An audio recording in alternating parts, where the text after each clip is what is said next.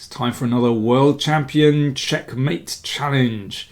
This time we look at Mikhail Botvinnik. He won the World Championship tournament in 1948, and this is a position from that tournament. So Botvinnik had white against Max over. How did Botvinnik with white win this game very quickly?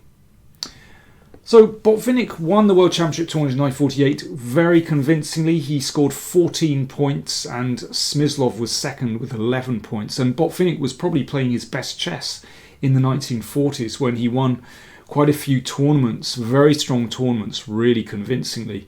He'd already shown great promise earlier. He'd first won the Soviet Championship at the age of 20 in 1931.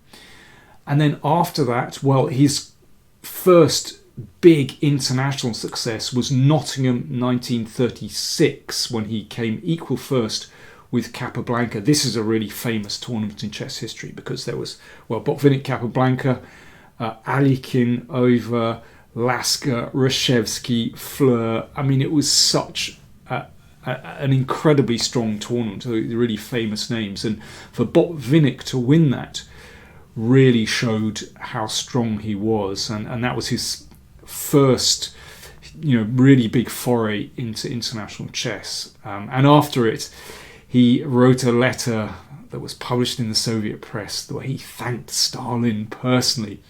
So Botvinnik was a very loyal Soviet citizen and realized that his success was really bound up with the success of the Soviet Union.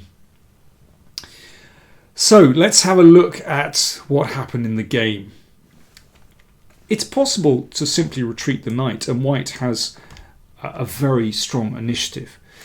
But Queen G3 really takes the game by the scruff of the neck, and this wins convincingly because it's not possible to stop the queen coming into G7. The rook is attacked. It has to move to the side, and now rook C7. That's about as far as you need to calculate. Mate threatened on these squares with the queen. If the black queen comes over, we can take the bishop here. And if d3, then rook a7.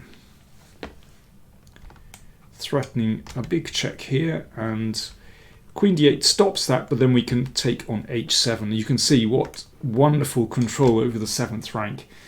And now, for example, queen g6 is threatened, and there's no decent defense for black. So in the game after rook c7, Over simply gave up his queen for the rook. Bishop moved, but this is actually hopeless. Queen takes e5, and the queen is still absolutely supreme here. Last chance for black to push this pawn, but Botvinnik had it all under control. b3. The rook can't get into the game very quickly. Well, Over tried, and now instead of taking the bishop, which would be problematic, Botvinnik simply brought his king over. First we need to block that pawn, but now it's safe to take the bishop. And the king comes over.